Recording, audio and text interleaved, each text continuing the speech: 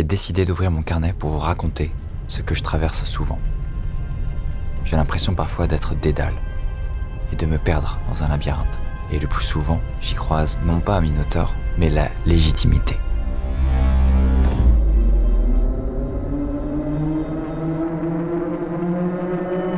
Par tous les chemins et toutes les routes, je croise son chemin. Elle me rappelle sans cesse que je ne devrais avoir aucune association avec le monde de la création et de l'art.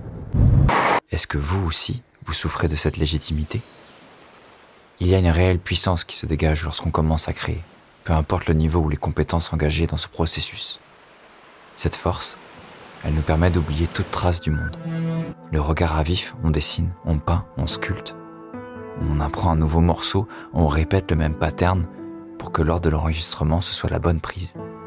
La première, celle avec le plus d'intention et de passion.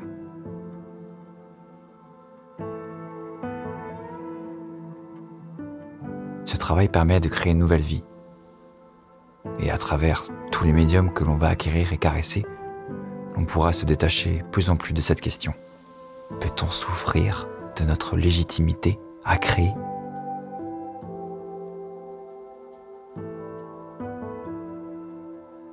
Est-ce que créer, c'est une drogue ?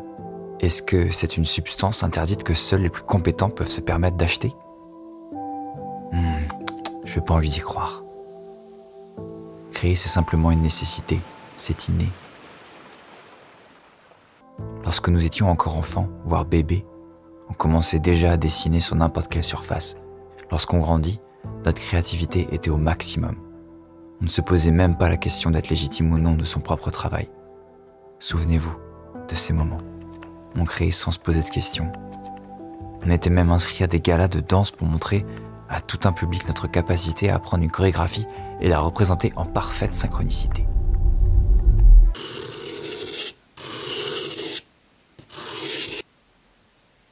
Nous portons en nous les stigmates de nos ancêtres. Ces premiers traits sont toute la force d'une présence qui coule encore dans nos veines. Créer, vivre, créer. Quels sont les liens entre un enfant qui dessine et nos ancêtres ? Quel est le lien entre vous et moi, entre toi et elle ? La preuve de l'existence.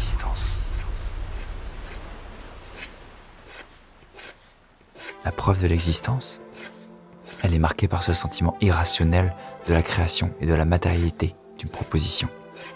Elle est proche de l'art, si étroitement liée d'ailleurs qu'il faudrait en mesurer son potentiel, non ? Bon, d'abord on s'immerge dans la création.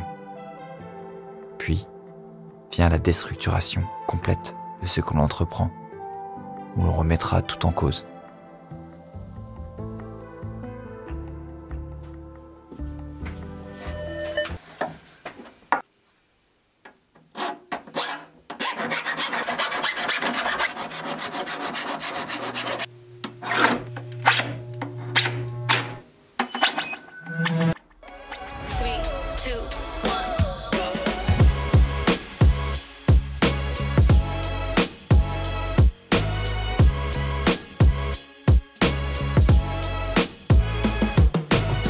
Là, cette zone pourrait être beaucoup plus noire en fait, comme ici.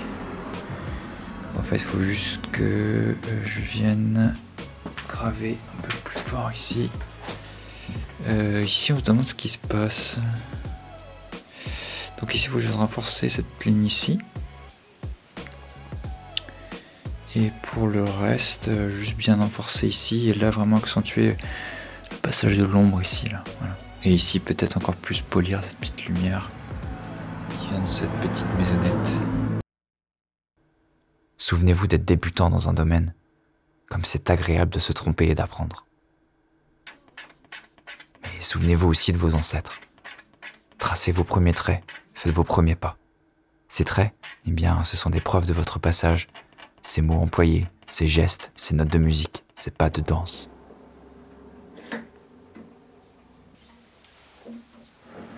Peut-être que la beauté, écrit Milan Kundera. Peut-être que la beauté non intentionnelle de New York est beaucoup plus riche et beaucoup plus variée que la beauté trop austère et trop élaborée née d'un projet humain. Et si nous prenions la légèreté de croire qu'un processus semblable aux créations incontrôlables des stalactites serait cette beauté non intentionnelle? Votre art, dans tous les cas de figure, deviendrait alors un croquis. Votre musique n'aurait aucune fonction, à savoir ni d'évoquer, ni de structurer une mesure. Tout le contexte de votre passion serait remplacé par la beauté non intentionnelle. Sachez que cette beauté, il n'y a que vous qui pouvez la juger. Souvenez-vous que la légitimité n'existe pas plus que la beauté. Si vous n'avez pas eu l'impression d'être coincé dans un labyrinthe pendant toute cette tirade, c'est que je me suis envolé depuis bien longtemps des catacombes. Et ça y est, je me suis jeté dans le vide. Me voilà submergé par l'éternelle idée mystérieuse, par l'ivresse de créer. J'ai partagé à l'image de nos chers ancêtres une fresque, et j'ai même inventé une histoire. Mais qui écoutera mes paroles? Qui? Vous?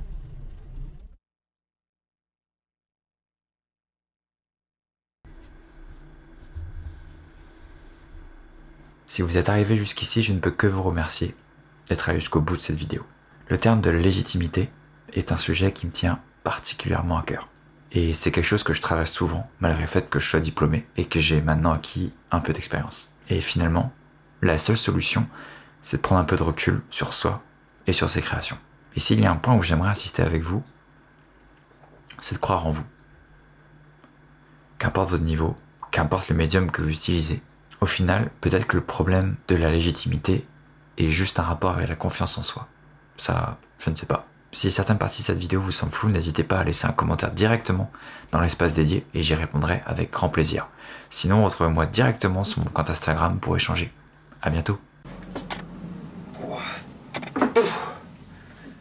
Là, il y a de la pression. D'accord.